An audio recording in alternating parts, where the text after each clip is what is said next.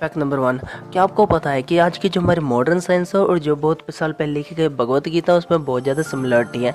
क्योंकि भगवत गीता में श्री कृष्ण जी ने यह कहा है कि इंसान की आत्मा को ना तो मारा जा सकता और ना ही बनाया जा सकता है, बल्कि उसे एक शरीर से दूसरे शरीर में बदला जा सकता है।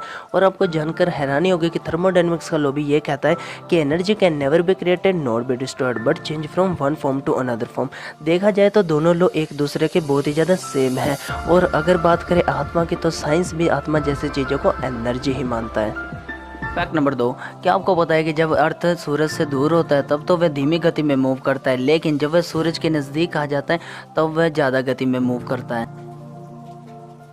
Fact number 3। आपने बहुत सुना होगा कि अगर हमारे यहाँ पर अभी सुबह हो रही है तो बाहरले देश में अभी रात हो रही होगी या फिर कुछ और टाइम हो रहा होगा। पर आप सुनकर हैरान हो जाएंगे जब आपको पता लगेगा कि हमारे इंडिया में भी ऐसा टाइम का डिफरेंस देखने को मिलता है।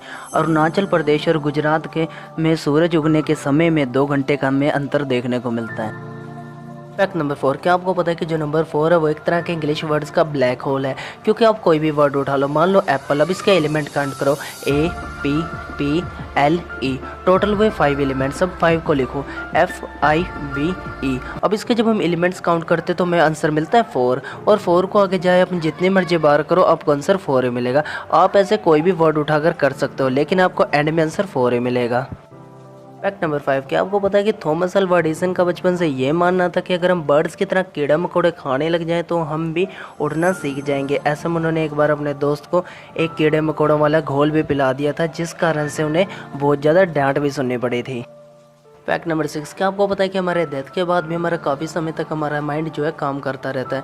वो हमारे जन्म से लेकर हमारी मृत्यु तक की पूरी लाइफ को एक मूवी की तरह हमारे सामने पेश करता है, जिसमें हमारे अच्छे और बैड मोमेंट दोनों ही शामिल होते हैं। Fact number 7। नोबेल प्राइज़ की लाइफ में क्या वैल्यू होती है ये तो सिर्फ एक साइंटिस्ट ही जान सकता है।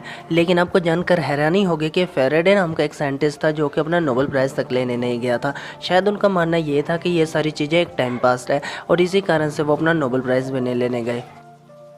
Fact number 8। हाइड्रोजन जो है वो आग के अमाउंट यानी कि उसे ज़्यादा विशाल करने में काम आता है, और ऑक्सीजन जो होता है वो आग को लगाने के लिए काम आता है।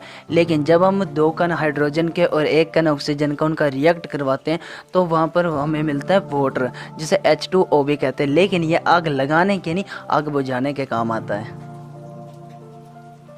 Fact number 9। आप जब कभी भी किसी हेयर सलून में जाते हो, आप चाहे देखने में जैसे मर्जी हो, लेकिन आप सोचते हो कि मैं कितना हैंडसम हूँ या फिर मैं कितनी सुंदर हूँ।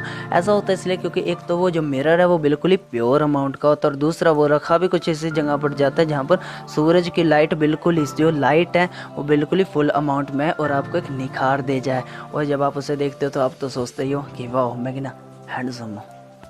नंबर 10। अगर बेसिक तरीके से बात करें तो H पॉजिटिव आयन से रिलीज करने वालों को हम एसिडिक कहते हैं, और OH नेगेटिव आयन से रिलीज करने वालों को हम बेसिक कहते हैं। लेकिन आपको जानकर हैरानी हो गई कि वाटर जो है H2O जो एक ऐसा मात्रा है जो कि H पॉजिटिव आयंस और OH नेगेटिव दोनों चीज़ें रिलीज करता है।